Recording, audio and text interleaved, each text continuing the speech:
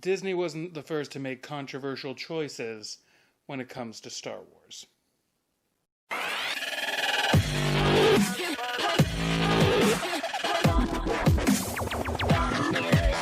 So over the years, we have had loads of remasters and whatnot when it comes to the original trilogy of Star Wars, episodes 4, 5, and 6. You had the 1997 Remastered edition, which came in this really cool black and gold collector box. We had the DVD release in 2004, and then we had the complete saga Blu-ray release. And today we are talking about my top 5 most WTF moments in remastered editions of the original Star Wars trilogy. Coming in at number 5, we have the musical number in Jabba's Palace. Now, I understand what they were going for here. They kind of wanted to make Jabba's Palace look like more of a court of excess and potentially debauchery more than a weird, kinky droid sex dungeon. But did we really need this?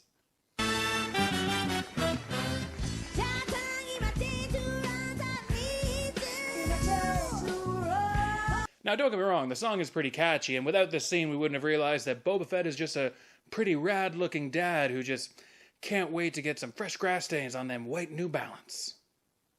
But this scene really didn't age as well as a lot of the practical effects from previous Star Wars movies, and there's 20 years between them. But to be honest, 1997 wasn't really known for its CGI prowess.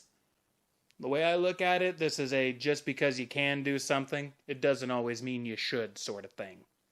At number 4, we have the Sarlacc beak. Now, why did the Sarlacc even need a beak? He was basically a giant pit filled with teeth and tentacles, and you got slowly digested over 1,000 years. This thing was literally a pit of nightmares. Add a beak, and now he's basically just an upside-down squid in the sand. Again, just because you can do a thing, it doesn't mean you should. Thanks, George Lucas. Beaks. Coming in at number 3, we have Boba's new voice. Jason Wingreen was the original voice of the first Mandalorian that we would ever get to see and fall in love with. With barely any lines in the original trilogy, he was awesome enough to spawn a lore for not only his character, but his entire race.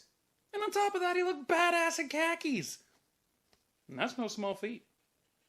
In George Lucas's infinite wisdom, all the lines and dialogue for Boba Fett were re-recorded for the 2004 DVD release. Temuera Morrison, who played Jango Fett in Star Wars Attack of the Clones, was brought in to re-record all of Boba's dialogue, which, to be honest, I guess I understand that move.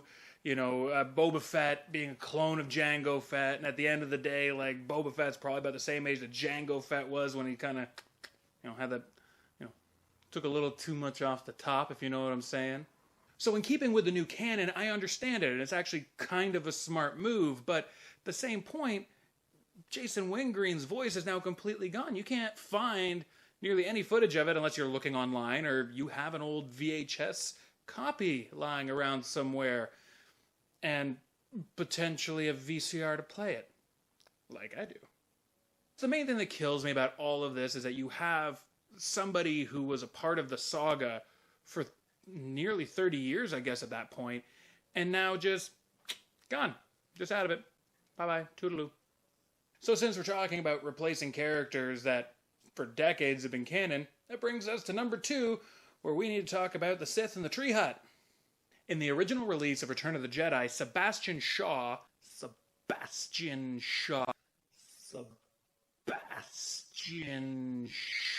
that's a bit of a tongue twister. Sebastian Shaw portrayed a newly redeemed Anakin Skywalker hanging out with his ghosty pals whilst being a ghost himself during a celebration of the fall of the Empire on the forest moon of Endor. Now this all changed during the 2004 DVD release, where Sebastian Shaw was replaced for Hayden Christensen, who notably played Anakin Skywalker in the prequel trilogy. Shaw was still technically in Return of the Jedi since, you kind of see him when they take Vader's mask off, but to be honest, it's not like they really caught his good side. I'm just trying to be nice, but come on, he is really, really hard to look at. And it's not like we saw Sir Alec Guinness replaced by Ewan McGregor's young Obi-Wan Kenobi. I can hear the clickety-clackety keyboards and the thumpity-thump of your cell phone screens. You're going to be all like, oh, Nathan, the last time that Anakin Skywalker was good was when he was young Anakin Skywalker, which I would disagree. The last time we saw good Anakin Skywalker was when he saved his baby boy by throwing Captain Zappy Fingers down a frickin' well, thus ending the Imperial reign. And to be honest, it's not like Vader didn't know what he looked like without his helmet on. He took the thing off from time to time. Say it with me, folks. Again, just because you can do something, it doesn't mean you should. Now in at number 1.5. But this is a top 5, you say? Well, yeah, it's my top 5, so 1.5. Slugman meets the Falcon. In the 1997 Remastered edition of Star Wars A New Hope, George Lucas chose to include a scene that was originally shot for the movie. So apparently they always knew that they wanted Jabba the Hutt to be a big old slug creature on like a floaty chair, but, to be honest, I'm sure they also knew that they were always going to have Luke and Leia be brother and sister. Now that being said, apparently the original plan was Declan Mulholland would stand in physically for the character, and then he would be replaced with stop-motion animation in post. But if that's the case, why would they throw him in this, really super fly fur coat? Yeah. Due to time restraints and budget, well, this scene ended up on the cutting room floor. But hey, it's 1997 now. Unbreak My Heart by Toni Braxton is number 4 on the charts. Star Wars has this giant following, and there's even rumors that there could be a new trilogy in the works. So they end up releasing the Remastered edition with loads of extra footage, more expansive shots of battles, and also the hustle and bustle of Tatooine, and more amazing vistas over Cloud City. Come to think of it, there was actually a lot of really nifty things that they added in the Remastered editions. Leave a comment down below if you'd like to see another top 5-ish video on some of the best things that they added to the original Star Wars trilogy in the Remastered editions. Where was I? Oh yeah, 1997. So George Lucas now has the means to re-add this scene to Star Wars A New Hope. But this is what we got in 1997. Been waiting for you. See anything wrong here? Here, let me show you a side-by-side comparison of original Jabba and 1997 Jabba. I'm just fooling. That one was just me and my cat a long time ago in a subdivision not so far away. You can see that the textures were just horrible. We're talking almost just slightly better than N64 here with these giant, just distracting weird cat eyes and a mouth that doesn't want to move like a mouth.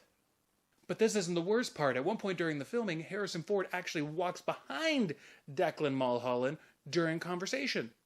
Now, this is fine when you're talking to a dude in a giant puffy fur coat, because, he doesn't have a giant, 8-foot slug tail. Now, here's where a lot of the issues lay, because you needed to get Han Solo from 1977 to walk over a CGI tail from 20 years in the future. And they managed it, sorta. But to be honest, the scene really wasn't all that crucial to the plot anyway, and I feel like it really takes away from our first interactions with Han and Greedo in the cantina. Greedo was our first taste of the Hutt crime family, and Han had to actually kill Greedo to stop from being captured or killed himself. Originally, he wanted to keep as much space. Is that a pun? Is that a pun in this case? Space?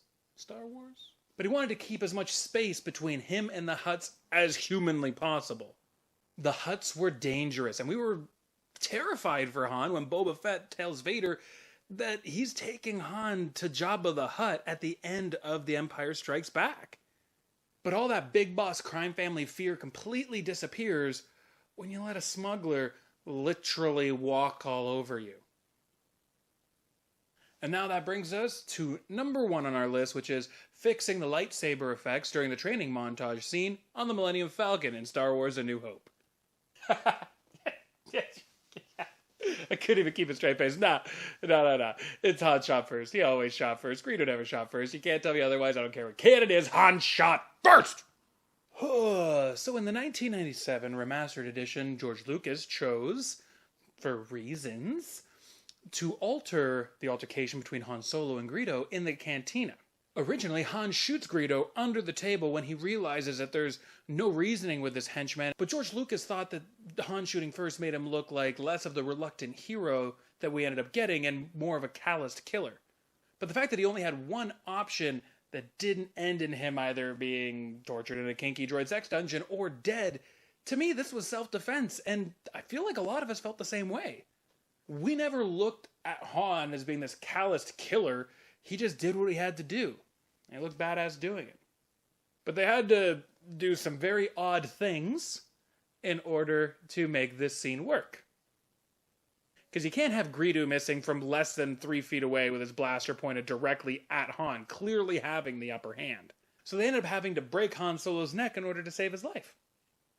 You can see here that they actually digitally have to shift his head slightly to the side so he kind of like dodges a blaster bolt at close range and then fires underneath the table.